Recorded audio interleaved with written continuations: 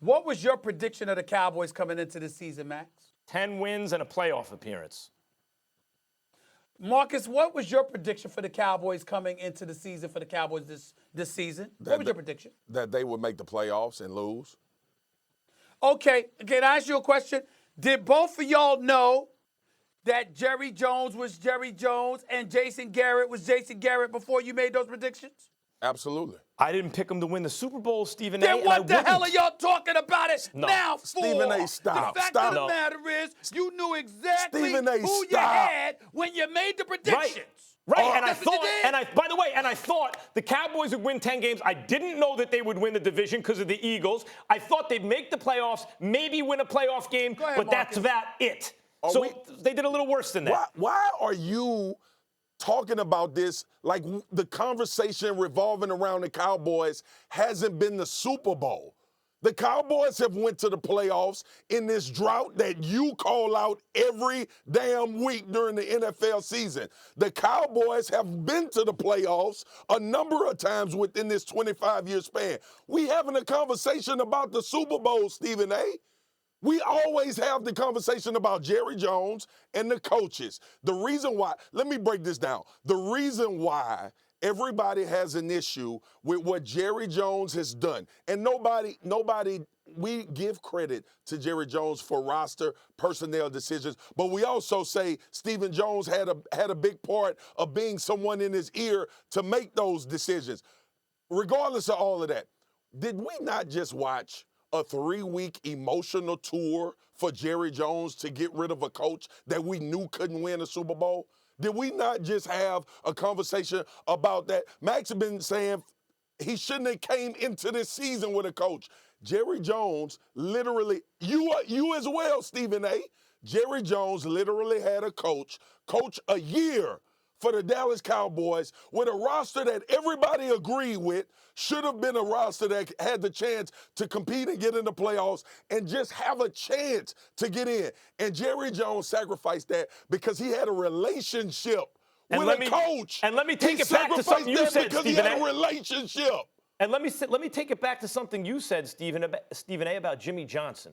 Jimmy Johnson made the Hall of Fame largely because of the work he did with the Dallas Cowboys, but for that work, he's in the Football Hall of Fame, but not the Cowboys Ring of Honor. Why is that? Emotion. Because it's a clash of egos. Jerry Jones's ego can't take the fact that even with Barry Switzer, Jerry Jones trying to say it's more him than Jimmy Johnson. That was Jimmy Johnson's team. As soon as it stopped being Jimmy Johnson's team, no more Super Bowls. And the point is, he hasn't gotten that through his head. This hire is not a Jimmy Johnson. This hire is a guy Jerry Jones thinks he's going to have his way with. And therefore, it's going to be the same old, same old. Bottom line is, yes, but without all of that, with all y'all bloviating, there's one man, I repeat, there's one man that goes on the national airwaves and has been doing so spanning more than a decade, telling the world, just wait.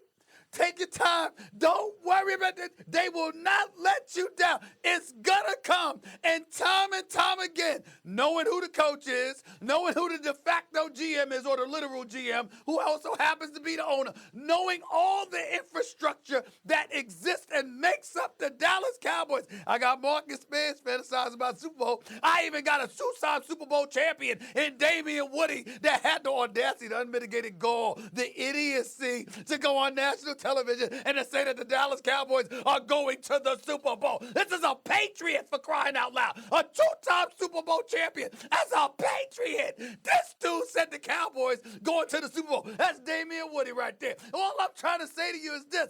Y'all talking like y'all me. Y'all talking like y'all are the ones that's been on the national airwaves for more than a decade telling you that the Cowboys are going to mess it up. I'm the dude that told y'all that. Y'all didn't want to listen before, so why the hell y'all talking now?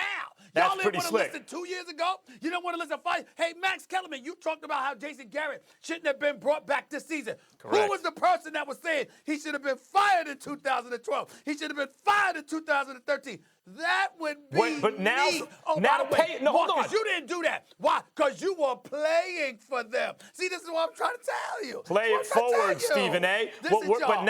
but now play it forward. This is the same old, same old. That's what we're saying. You're trying to make it sound like it's something new. Now they got a new coach and it's going to be something new. We're the ones sitting here saying it's the same old, Max, same it's old. not even Max. It's not even No, that I'm for saying me. that the coach It's not even that for me. It's this defense of Jerry Jones not taking ownership to the fact that he is a part of the problem that you always point out. Yeah, Jerry Jones wants to own something. Hey, Jerry, own that. Own the fact that you're part of the problem. And Stephen A., he did not invite you to the slumber party. You were not in the pajama party. When we had this conversation, why do you keep saying Jerry Jones don't call the plays and Jerry Jones ain't the reason they can't hand the ball off or do all of that? Hey, you strong enough? Hey, you strong enough or not? Let me ask you a question, Marcus. Okay. If you were the coach of the Dallas Cowboys, would Jerry Jones' influence hovering over you dictate how you call the game? Hell yeah.